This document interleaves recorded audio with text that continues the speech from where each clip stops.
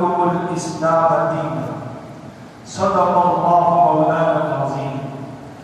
مجھے کیا علم کیا تم ہو، مجھے کیا علم کیا تم ہو، خدا جانے کہ کیا تم ہو، بس اتنا جانتا ہوں وحدہ بادش خدا تم ہو۔ زمانہ جانتا ہے صاحب لولا لما تم ہو، جہاں کی ابتدا تم ہو، جہاں کی انتہا تم ہو۔ یہ ربط باہمی امت کو وجہ صد تفاخر ہے، خدا محبوب ہے تمہارا اور محبوب خدا تم ہو۔ رسالت کو شرف ہے ذات اقدس کے تعلق سے، رسالت کو شرف ہے ذات اقدس کے تعلق سے، نبوت ناز کرتی ہے کہ ختم الانبیاء تم ہو۔ گرامی مرتبت حضرات علماء کرام، حاضرین مجلس، عزیز دوستوں، نوجوانوں بھائی، آپ حضرات نے ابھی مجھ سے بیشتر مفتی صاحب کے خطاب کو سماعت کیا ہے اور اس وقت کوئی لمبی چوڑی گفتگو کا موقع نہیں ہے، اس لیے میں بہت مختصر وقت میں انشاءاللہ کوشش کروں گا کہ اپنی مختصر سی طالب علمانہ گفتگو کو شروع کر کے ختم کریں۔ اللہ تعالیٰ ہم سب کی مدد فرمائے اور صحیح بات سمجھنے، سننے اور دل میں صحیح جذبہ محبت رسول لے کر بولنے کی توفیق عطا فرمائے۔ میرے محترم بزرگوں اور بھائیوں، ہمارے دین کو اگر تقسیم کیا جائے دین کے احکامات پر، دین کے اہم حصوں پر، تو ہمارا دین 5 چیزوں کا نام ہے۔ نمبر 1 عقائد، نمبر 2 عبادتیں، نمبر 3 معاملات، نمبر 4 معاشرت، نمبر 5 اخلاقیات۔ دین کی ایک تفصیلی تقسیم اگر ذرا ڈیٹیل میں جا کر سمجھیں گے تو دین 5 چیزوں کا نام ہے۔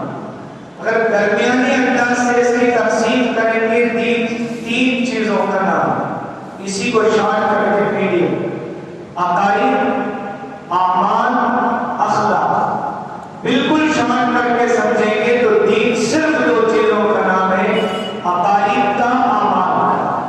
بولیے عقائد کا، اعمال کا۔ عقائد وہ دنیا کی چیزیں ہیں، وہ فاؤنڈیشن ہے جس میں ذرا برابر کمی ہو گئی آدمی ایمان سے نکل جاتا ہے، اور اعمال میں کمی کوتاہی ہے تو عمل میں کمی کوتاہی کے باوجود وہ اللہ کے پاس نجات پا سکتا ہے۔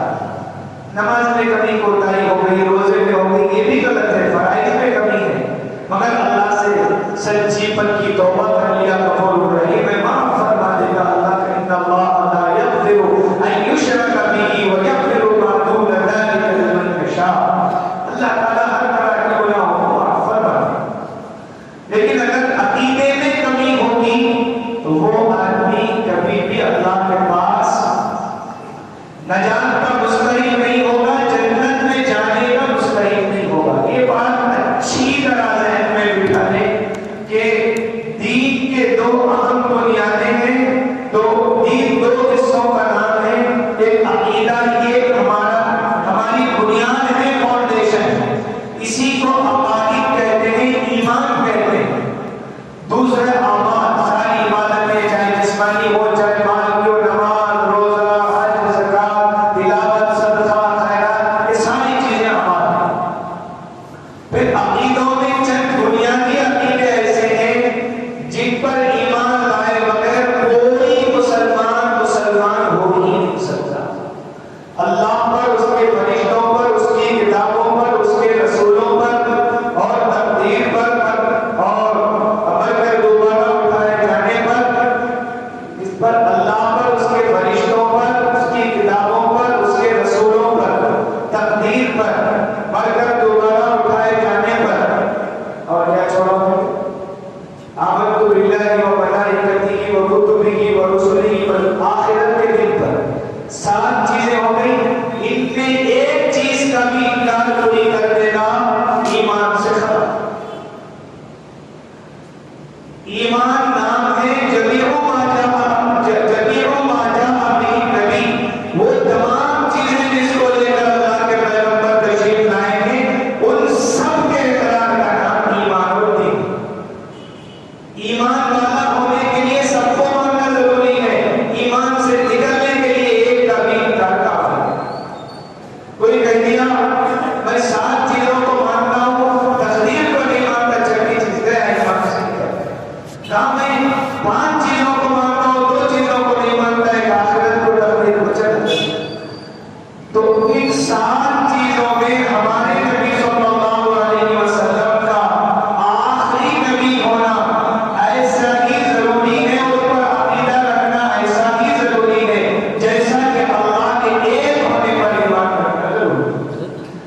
جیسے اللہ کے ساتھ کسی اور کو شریک کر کے کوئی موحد مومن نہیں ہو سکتا، محمد رسول اللہ کے آخری نبی ہونے کا انکار کر کے کوئی مسلمان نہیں ہو سکتا۔ جس طرح منکر توحید کافر ہے، منکر ختم نبوت بھی کافر ہے۔ اتنا حساس عقیدہ ہے، 200 سے زائد قرآن مجید کی آیات، 200 سے زائد احادیث مبارکہ اور 100 کے قریب آیات اس عقیدے کو بیان کر رہی ہے۔ 1400 سال سے پوری امت کا عقیدہ اسی پر قائم ہے۔ اس میں ذرا برابر شک بھی ایمان سے نکال دیتا ہے۔ یہ ایسا عقیدہ ہے۔ کمالات نبوت ختم ہے حضرت محمد پر، کسی کے پاس جبریل امین اب آ نہیں سکتے۔ یہ ہمارا ایسا ہی عقیدہ ہے جیسے اللہ کے ایک ہونے کا عقیدہ۔ اگر کوئی آدمی اللہ کو ایک مانے مگر حضور کو آخری نبی نہ مانے تو وہ جس طرح اللہ کے اقرار سے کافر و مرتد ہو جائے گا، حضور کے آخری نبی کا اقرار سے بھی ایمان سے نکل جائے گا۔ شاید لاکھ نہیں کروڑ مرتبہ کلمہ پڑھ لے مگر حضور کو آخری نبی نہ مانے تو وہ مسلمان ہو نہیں سکتے۔ یہ بات سمجھ میں آ گئی ہے؟ اب آئیے، ہماری جتنی جماعتیں ہیں، ہماری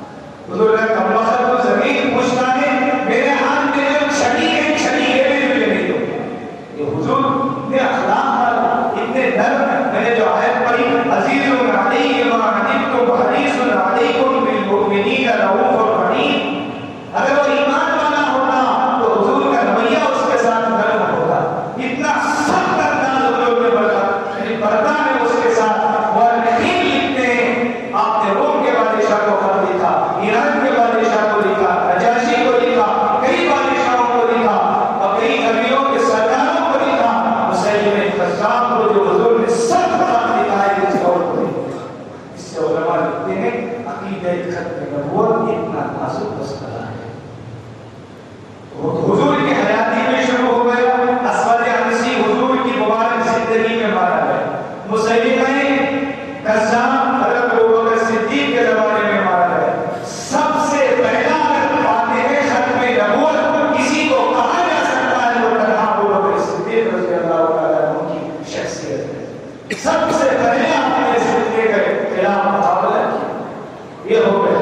اب ان کا زمانہ یہودی نے ہر دور میں اسلام کو دو طریقوں سے گمراہ کرنے کی کوشش کی. ایک عقائد کے راستے سے, دوسرا نبی کی مبارک محبت مسلمانوں کے دلوں سے نکال کر اور ایک فتنے میں مبتلا کرنے کے راستے سے.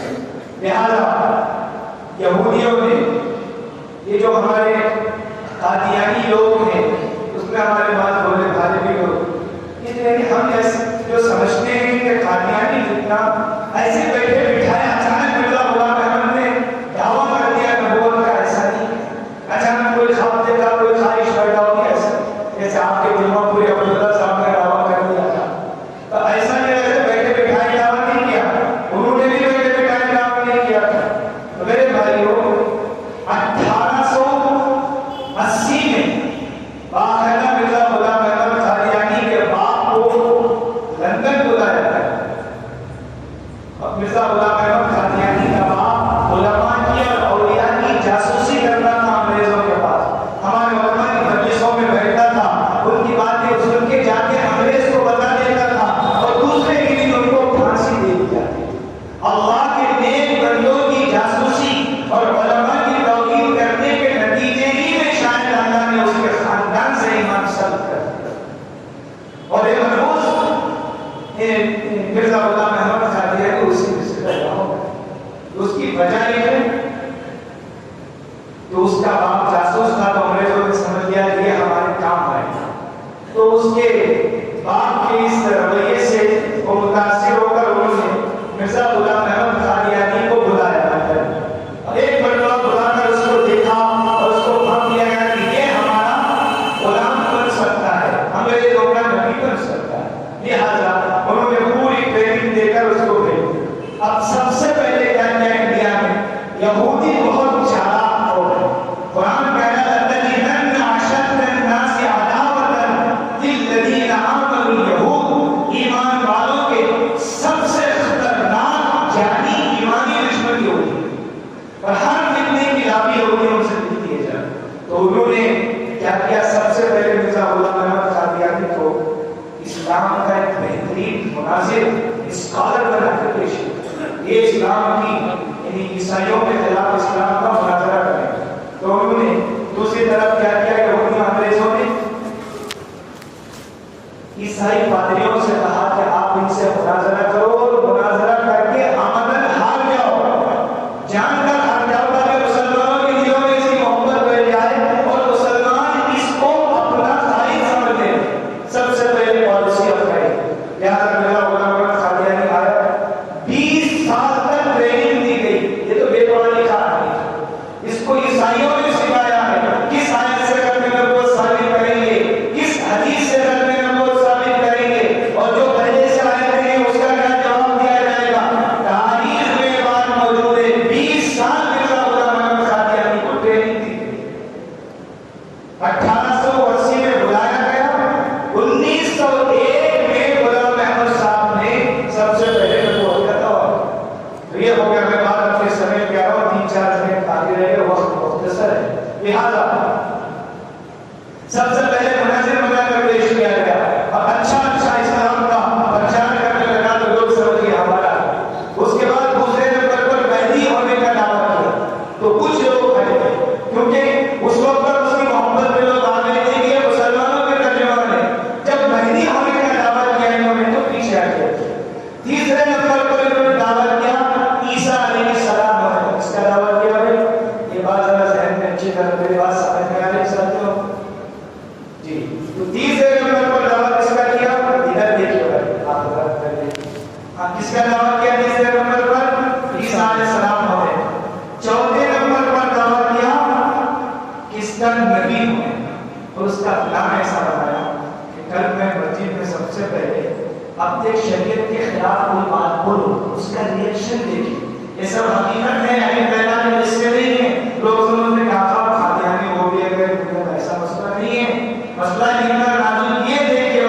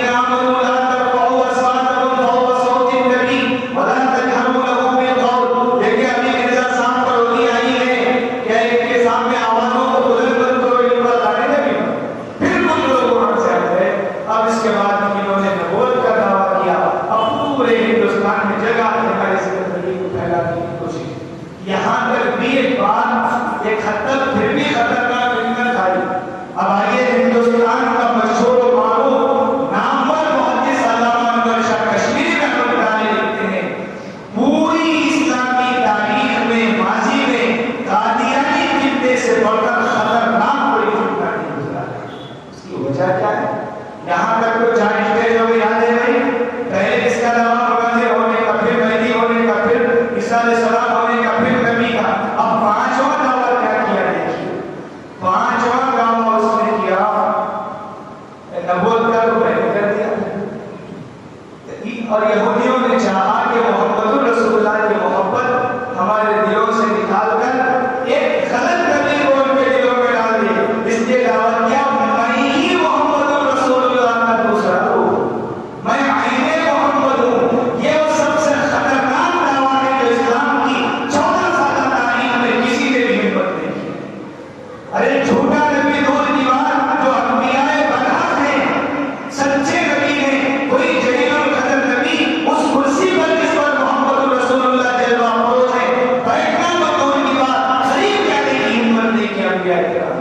اور ایک ایسے بد کردار بد اخلاق ملعون شخص کو اس کرسی پر بٹھانے کی کوشش کی گئی، اور اس نے کہا کیا میں کہ محمد رسول اللہ ہی کا دوسرا روح ہوں. حضور میرے اندر آ کے سارا وجود ہی وجود ہوں. یہ اتنا خطرناک عقیدہ ہے، اس عقیدے کے ہوتے ہوئے کوئی مسلمان اتنی بڑی گستاخی کو برداشت نہیں کر سکتا. اپنی بیویوں کو ازواج مطہرات کہا، اپنے ساتھیوں کو صحابہ کہا، اپنی بیوی کو ام المؤمنین کہا. ام المؤمنین کس کو کہتے ہیں؟ کتنا بڑا درجہ ہے. اس کی بیوی نصرت جہاں بیگم تھی، بیچاری زندگی پر خراب کام کی. اس کا حشر ایسا ہوا کہ جب اس کا انتقال ہوا اس کے دونوں پیر مہمان عبرت کے لیے کہہ رہا ہوں، سمجھے آپ اپنی بات ختم کراؤ، حضرت تشریف لا چکے ہیں، عبرت کے لیے عرض کر رہا ہوں.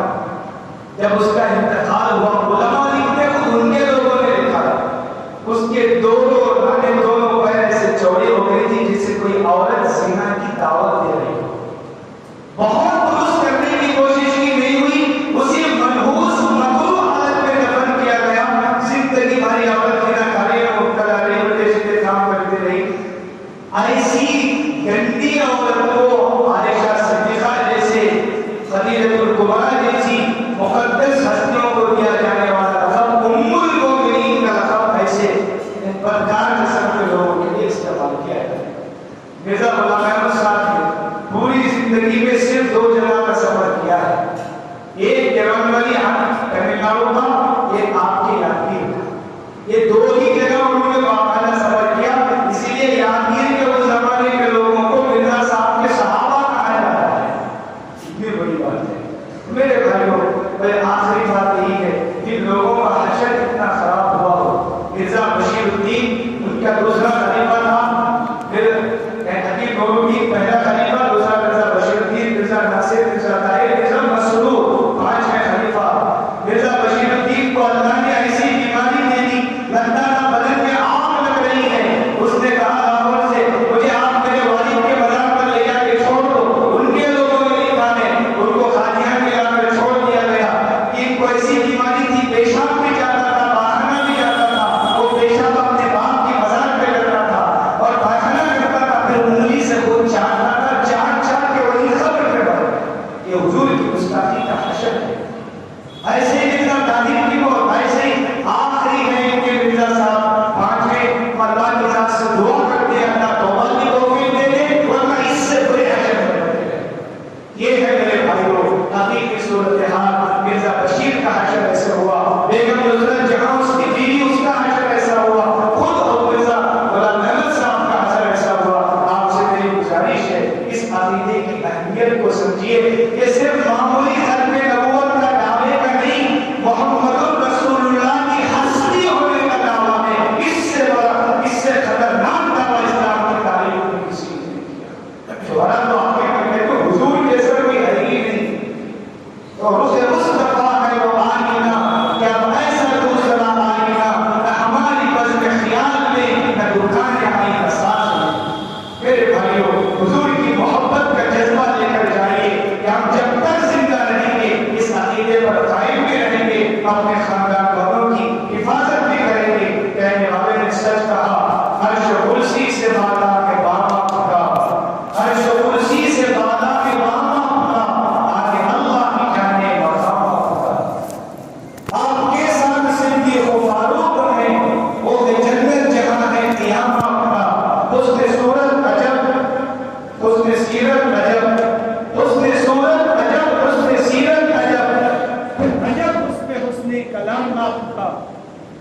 پھر عجب اس پہ حسن کلام آپ کا، کیوں جچے میری نظروں میں شان کریم، کیوں جچے میری نظروں میں شان کریم، سطوت قیصری شوکت کیوں جچے میری نظروں میں شان کریم، شوکت قیصری